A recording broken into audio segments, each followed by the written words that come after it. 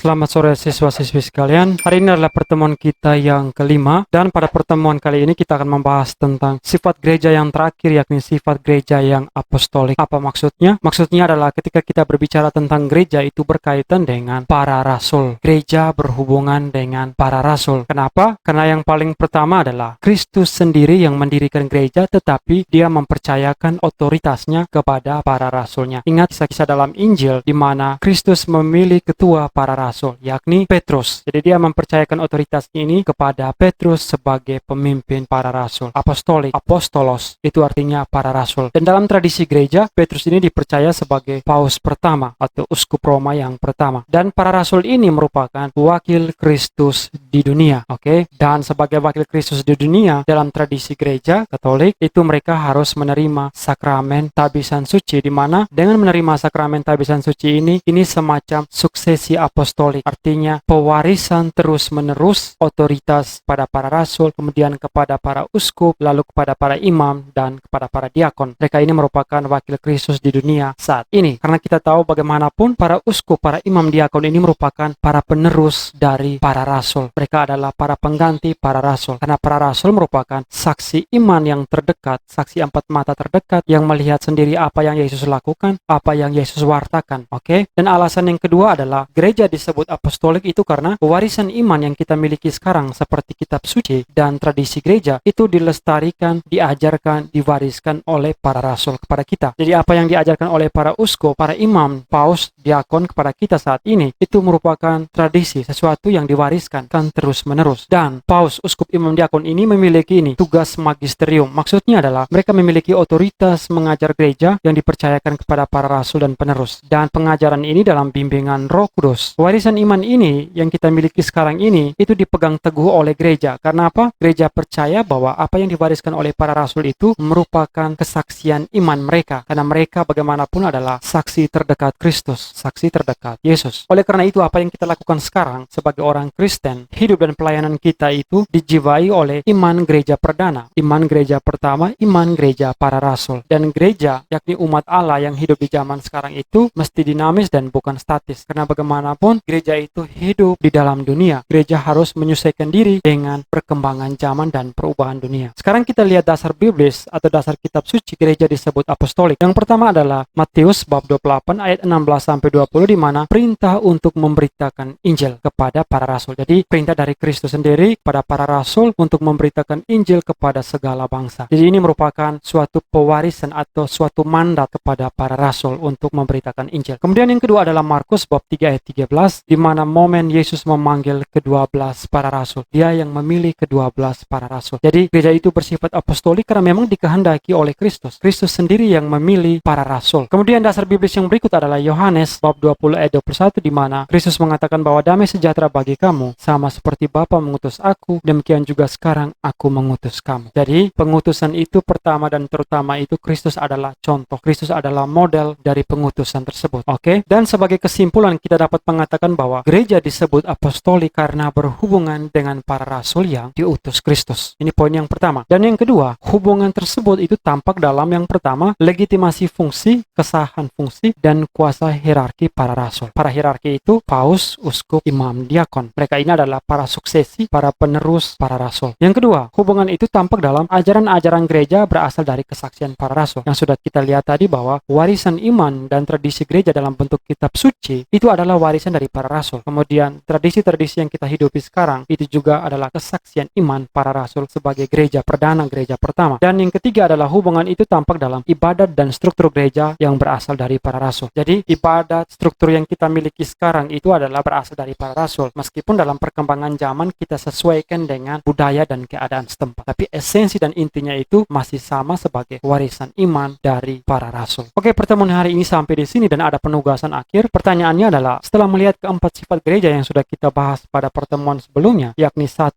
kudus, katolik, dan apostolik, menurut kalian manakah sifat-sifat gereja yang sungguh dituntut pada zaman ini? Saya mohon pendapat pribadi kalian dan bukan Google. Dikerjakan dalam buku tugas secara manual, ditulis tangan, difoto secara vertikal, dan disubmit di aplikasi psikologi paling lambat jam 8 malam dan tidak boleh dikonvert dalam bentuk download. Sekian dan terima kasih. Sampai jumpa pada pertemuan kita yang selanjutnya.